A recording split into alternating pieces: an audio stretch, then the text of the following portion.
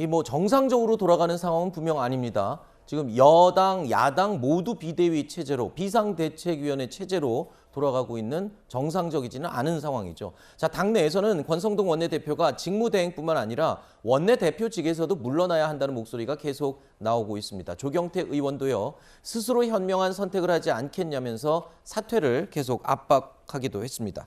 자, 그런데요, 배현진 의원이요, 최고위원직 사퇴 의사를 밝힌 지난주 금요일에 윤핵관의 주축이라고 알려진 인물이죠.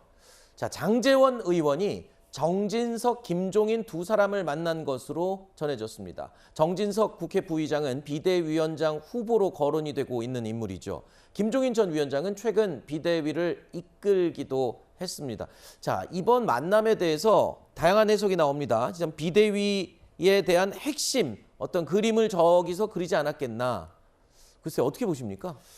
참 해석하기도 힘들어요. 네. 제가 볼 때 저 모임에서 모임에 참여했던 사람 중에 하나가 비대위원장이 된다 했을 때 저는 그게 설득력이 있겠나 싶은 생각이 또 드는 거예요. 네. 예, 그래서 물론 이제 경험이 있는 사람들끼리 만나서 또 여러 가지 그 전국 상황에 대한 조언을 하고 조언을 듣고 뭐 이럴 수는 있습니다. 정치를 했던 분이고 또 정치를 하는 분들이고 말이죠.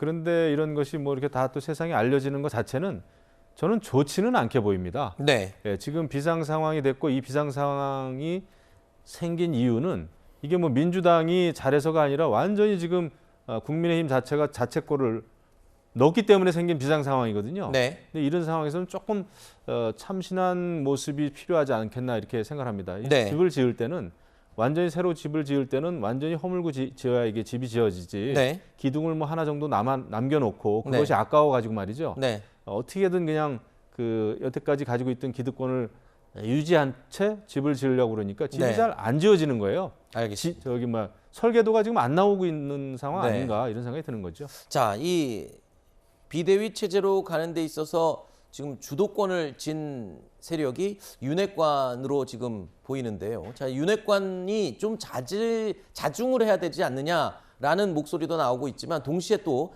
이준석 대표도 역시 또 자숙을 해야 한다는 쓴소리가 나왔습니다. 이준석 대표의 반발은 더욱 커질 수밖에 없는 상황으로 지금 돌아가고 있는데요. 서병수 전국위 의장이요.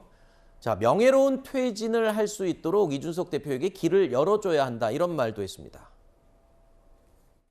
이준석 대표 같은 경우에도 예를 들어서 이렇게 비상대책위원회가 이렇게 만들어지게 된다면 본인의 정치 생명은 당분간 끝나는 거 아니겠습니까? 네네. 절대 가만히 있지 않을 거거든요. 네네. 제가 생각할 때는 당장 뭐 당대표로 복귀를 한다든가 이런 것은 무리가 있다라고 네네. 생각을 하거든요.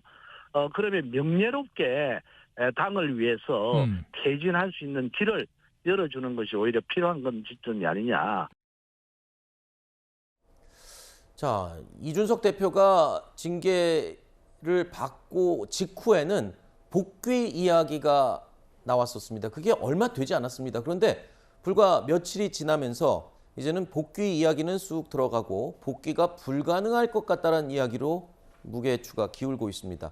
자, 명예롭게 퇴진한 길을 열어준다. 그러니까 이제 퇴진이 기정사실화가 되는 분위기가 된 것 같습니다.